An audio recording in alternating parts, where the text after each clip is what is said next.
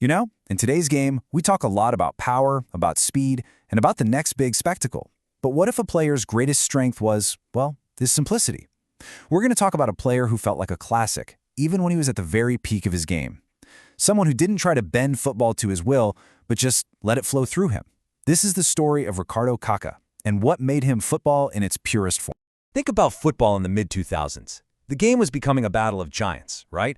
It was all about rigid tactics, almost like a chess match, and this growing obsession with individual flair and spectacle. Players were being built like athletes first and technicians second. Everything was just getting faster, stronger, and way more complicated. And right into the middle of all that, stepped a player who seemed to be playing a completely different song. And this quote, right here, this is the absolute key to understanding him. See, Kaká didn't force himself onto the game. It was more like he invited the game to work through him. When he played, you could feel this joy, this effortlessness. It was never about overpowering someone. It was about finding the smartest, most elegant way forward.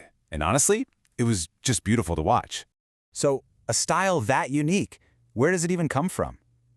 To really get who he became as a player, we've got to go back to his early days in Brazil, to a quiet beginning that would end up shaping the man and the footballer for years to come.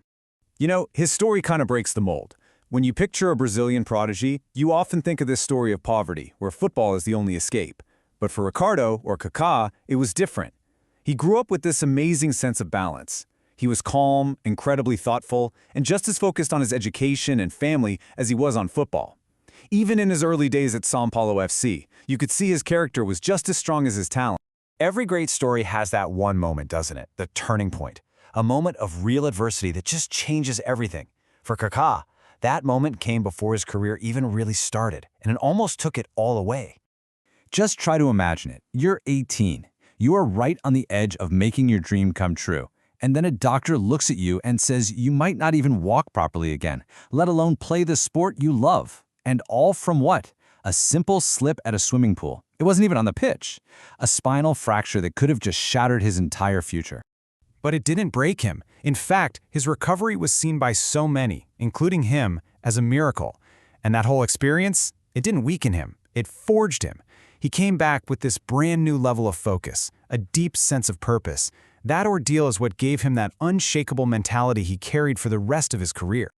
All right, so with that new determination, he was ready for the world. His arrival in Europe wasn't just going to be another transfer. No, this was the beginning of his climb to a level of greatness that, frankly, very few players ever get to touch. And get this, there was no huge media circus, no big, bold predictions. He just showed up at AC Milan, one of the biggest clubs in the world, with this quiet humility that was the total opposite of the superstar he was about to become.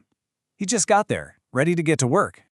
And man, did he adapt instantly. His style was just devastating in Europe. Those long, graceful strides and then, boom, that explosive acceleration. It made him almost impossible for defenders to handle. He wasn't the guy with a million stepovers. He would just glide past you. His game was all about efficiency, not flashy tricks. Every single touch had a purpose. His rise was just meteoric. I mean, look at this. In just 4 short years, he went from the quiet new kid to a Champions League winner and, officially, the best football player on the entire planet.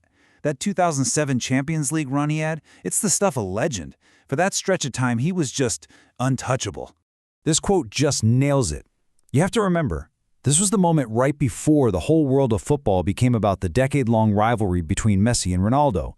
For this one brief, brilliant period, in a game full of giants, Kaká was the undisputed king. He stood completely alone at the top. But, as we all know, staying at the top can be even harder than getting there. The next chapter of his career wouldn't be about trophies.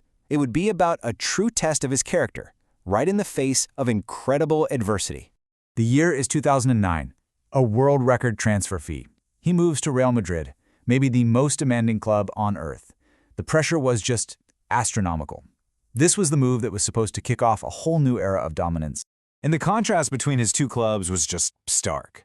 At Milan, he was the creative engine, He had the freedom to just play. At Madrid, he was a piece in a very expensive machine with insane expectations.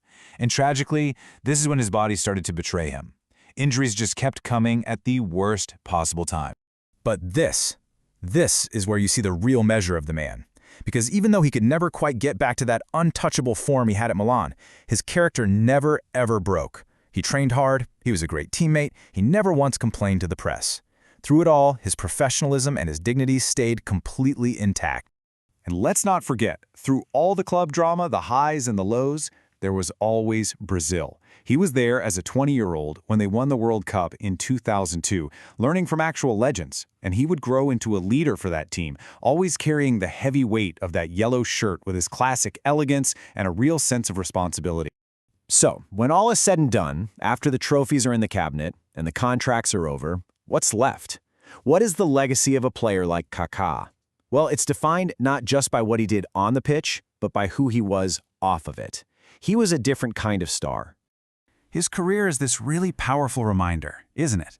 A reminder that you can have all the talent in the world without the arrogance, that you can achieve unbelievable success without all the usual excess that comes with it. And maybe most importantly, that you can get to the very top of your world without ever compromising who you are. It's so simple, but it's also so profound. Fans all over the world didn't just admire him for his goals or his assists, they admired him for how he carried himself as a person. He played, spoke, and just lived with this quiet class that is so incredibly rare at that level of sports. And maybe, in the end, this was his greatest victory. The world of elite sports is like a pressure cooker. It changes people. It can warp your priorities. Kaká went through all of it, the highest of highs, the most frustrating lows, and he came out the other side the exact same person he was when he started.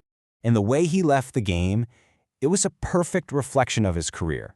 There was no drama, no bitter interviews, just a quiet, dignified goodbye, and this massive outpouring of appreciation and respect from literally every corner of the football world.